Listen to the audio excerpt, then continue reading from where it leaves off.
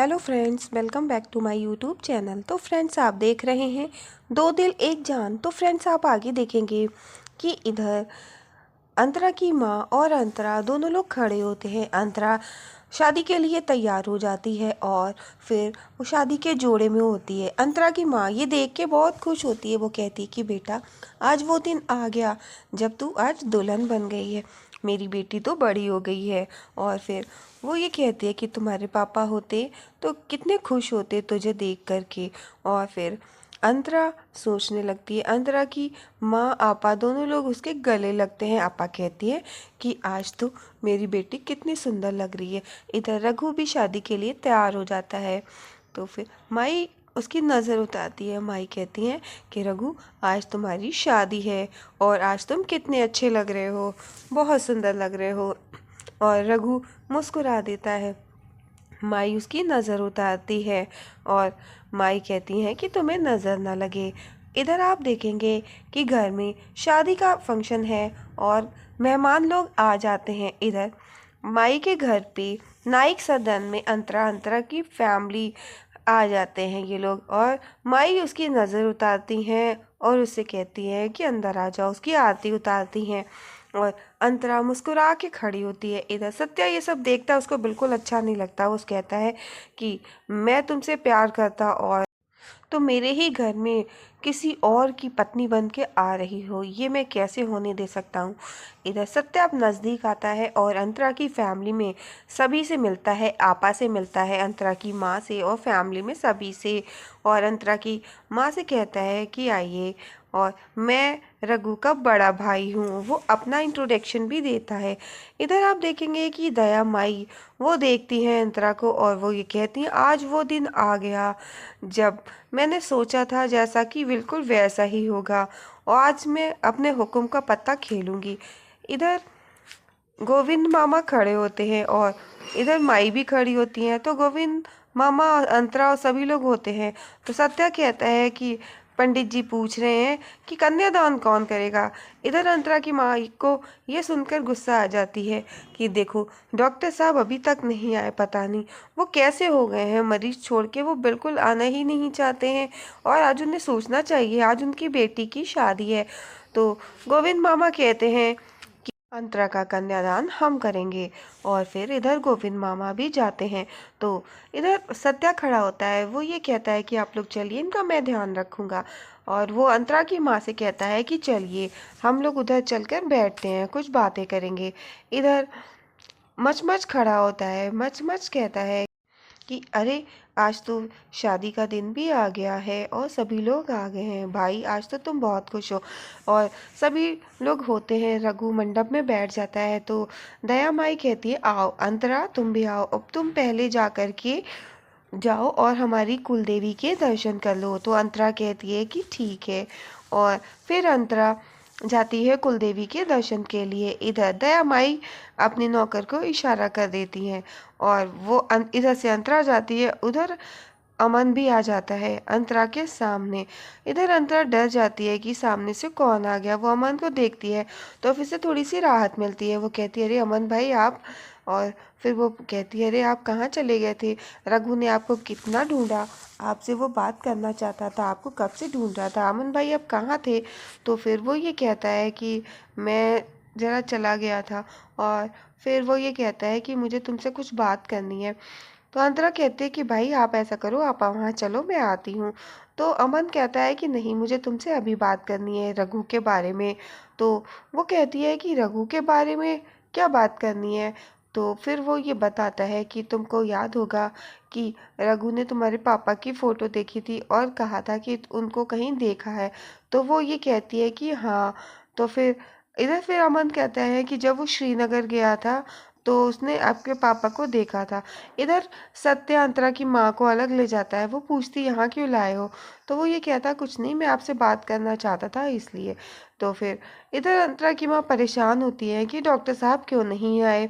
तो सत्या कहता है कि वो आ जाएंगे, वो मरीज देख रहे होंगे ना, इसलिए। तो फिर वो थोड़ी राहत पाती हैं कि चलो आ जाएंगे। इधर अंतरा अमन के साथ खड़ी होती है और अमन कहता है कि मुझे तुमसे कुछ बात करनी है, तुम्हें कुछ बताना है। और अंतरा कहती है कि बताओ। और फिर वो ये कहता है कि तुम्हें याद है कि रघु श्रीनगर गया था। तो वो कहती हाँ।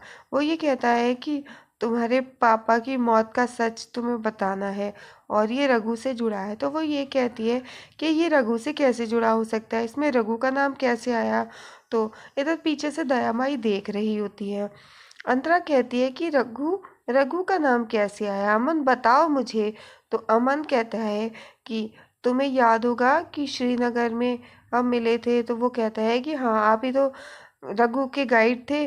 तो अमन कहता है कि नहीं, मैं गाइड नहीं हूँ, मैं एक टेररिस्ट हूँ। जैसे ही अंतरा को पता चलता है, अमन बताता है कि तुम्हारे पापा की मौत वो उसमें मैंने जो बम बनाया था उससे हुई है। और अंतरा को ये सुनकर शौक लगता है। वो कहती है कि ये कैसे हो सकता है।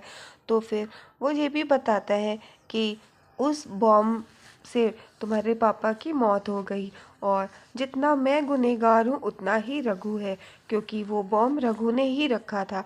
इधर वो ये भी बताता है कि तुमको याद होगा कि तुम्हारे पापा ने 2 टेररिस्ट का ट्रीटमेंट किया था। वो कहती है हाँ।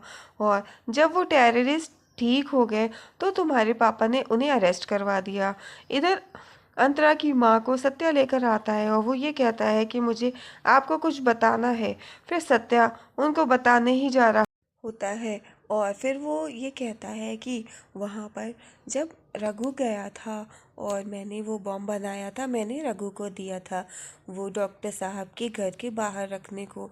और मैंने वो गिफ्ट पैक किया था, रघु से कहा था ये वहाँ पे रख दो। तुम्हें पता है वो रघु ने गिफ्ट रखा था, जो तुम्हारे पापा ने बॉक्स उठाया था वो रघु ने ही रखा था। और इधर दया माई सारी बातें सुन रही होती है। अमन बताता है अंतरा को कि जितना मैं गुनहगार हूँ उतना ही रघु भी। अंतरा को शौक लगता है। वो ये कहती है कि नहीं, ये नहीं हो सकता। वो अपने पापा के बारे में सोचने लगती है। अमन उसे बताता है लेकिन फिर भी वो ये सब सोचती है, इमेजिन करती है। और अंतरा को बहुत गुस्सा भी आता है। इधर जैसे ही उसके पापा ने वो गिफ्ट खोला और वैसे ही वो ब्लास्ट हो गया। इधर अंतरा ये सोचकर बहुत हैरान होती है, आखिर ये कैसे हो सकता है। और अंतरा अपने पापा के बारे में सोच रही थी कि किस तरह से वो ब्लास्ट हुआ और किस तरह से उसके पापा की मौत हो गई। और अंतरा काफ़ी शॉक्ड हो जाती है और फिर वो अपने पापा के और अपने साथ बिताए हुए वो पलों की याद करती है कि किस तरह से उसने अपने पापा के साथ वो पल जिए थे।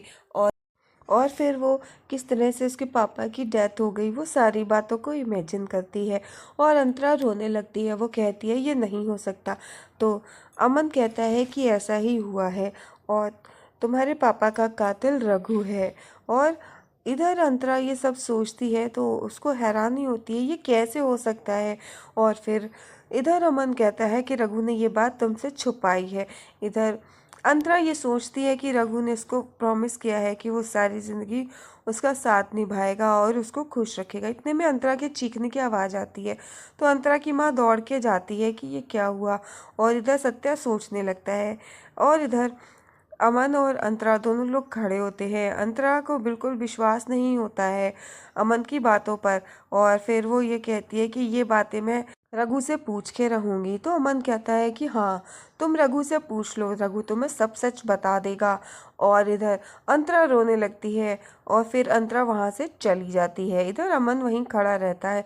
दयामाई ये सब देख करके खुश होती है और दयामाई तुरंत वहाँ से अपने घर पहुँच जाती है। इधर रसिका सोचती है कि ये कश्मीरी छुरी पता नहीं कहाँ चली गई, अभी तक आई नहीं और मुहूर्त निकला जा रहा है। घर के सभी लोग परेशान होते हैं और इधर दया माई अपने आदमियों से कह देती है कि अमन को फिर से पकड़ लो और ले जाओ अपनी कैद में। और फिर इधर अंतरा घर आती है, आपा से कहती है आप माँ को लेकर घर जाइए। तो आपा पूछती है कि बेटा तुम ये क्या कह रही हो। तो वो कहती है आप जाइए और जब मुझे बुलाना होगा तो मैं आपको बुला लूँगी, अभी आप जाइए। तो वो कहती हैं अच्छा ठीक है बेटा। और फिर आपा ना चाहते हुए भी वो अंतरा की बात मान लेती हैं। इधर फिर अंतरा अंदर आती है तो फिर अपने मामा से मिलती है। मामा से कहती है कि मामा जी आप भी घर जाइए। तो मामा जी कहते हैं बेटा अब तुम्हारी शादी का मुहूर्त है, तुम ऐसे कैसे कह सकती हो। तो वो ये कहती है कि मामा जी अभी आप जाइए, मैं आपको खुद बुला लूँगी। तो वो कहते हैं ठीक है। फिर वो भी चले जाते हैं। सत्या ये सब देख रहा होता है, सोचता है। और फिर इधर अंतरा अमन की कही बातों को सोचती है और अंतरा मंडप के पास पहुंच जाती है। वो रघु के साथ बिताए उन पलों को याद करती है और जैसे रघु ने उसे प्रपोज किया था, अंतरा अभी भी ये सब सोच रही होती है कि क्या होगा। और इधर अंतरा मंडप के पास जाकर खड़ी हो जाती है। सभी लोग कहते हैं जाकर बैठो, दयामाई भी कहती है। रघु कहता है कि मिस कॉल तू वहाँ पर खड़ी क्या कर रही है, तू यहाँ पर आना। तो फिर वो उठने लगता है।